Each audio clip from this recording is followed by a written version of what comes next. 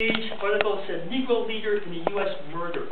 East German radio, the Deutschlandsender, broadcast commentary stating that, quote, only a few hours after President Kennedy's radio and television broadcast on the equality of Negroes, civil rights leader Medgar Evers was treacherously murdered in Mississippi, the center of racial terror. This was a commentator in the East German radio added the U.S. racist answer to President Kennedy's latest speech, in which he said many correct and proper things. This is how the hate mongers responded. And the East German news service asked pointedly, how is it possible that in a country which even today claims to be the leading nation of the civilized world, that such crimes are the order of the day? It urged JFK to shorten his trip by several thousand miles because states and cities in his own country need his presence now.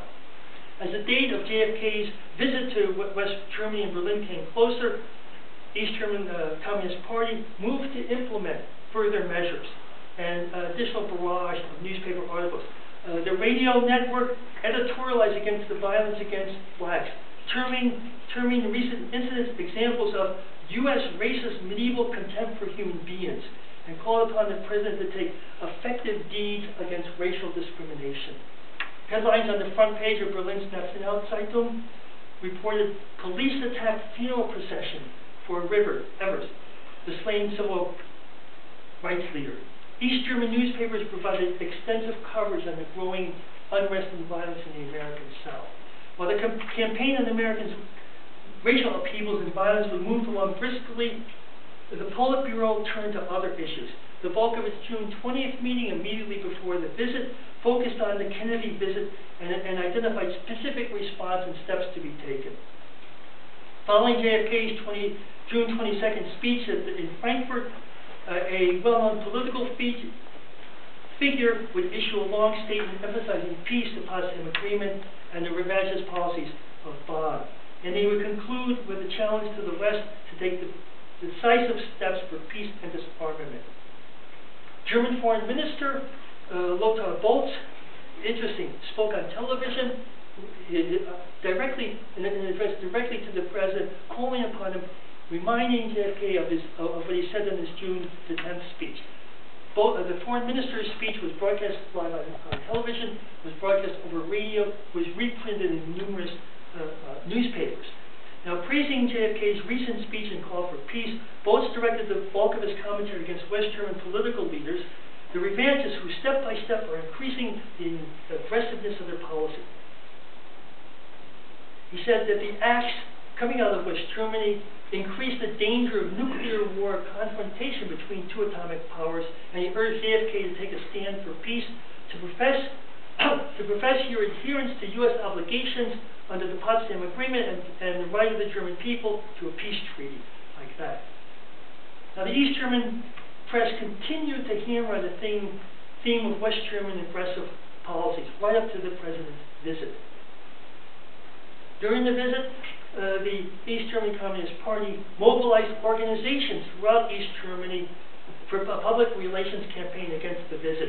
On June 22nd, letter distributed by the Society for German-Soviet Friendship containing 12-page set of questions and answers, all directed at U.S.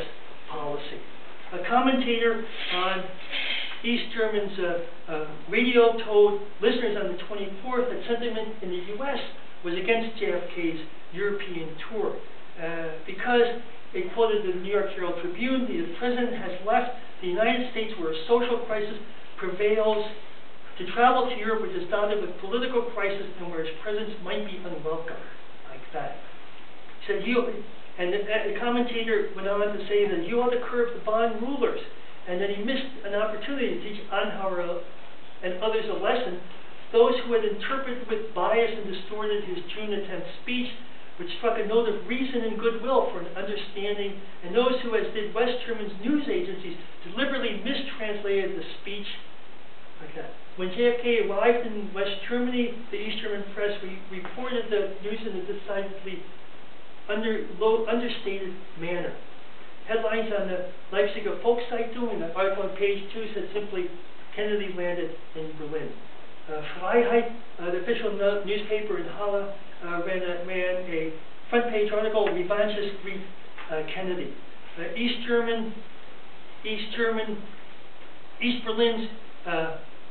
Bateson on Abend talked about overshadowing the president's visit was an article reading America's Horrible Reality, and described racial unrest, which is termed racial terror and statism, against an estimated 130,000 blacks who had been arrested and by police who had released bloodhounds against them, like that. Now those East German newspapers carrying reports continued to write harshly of West German leaders.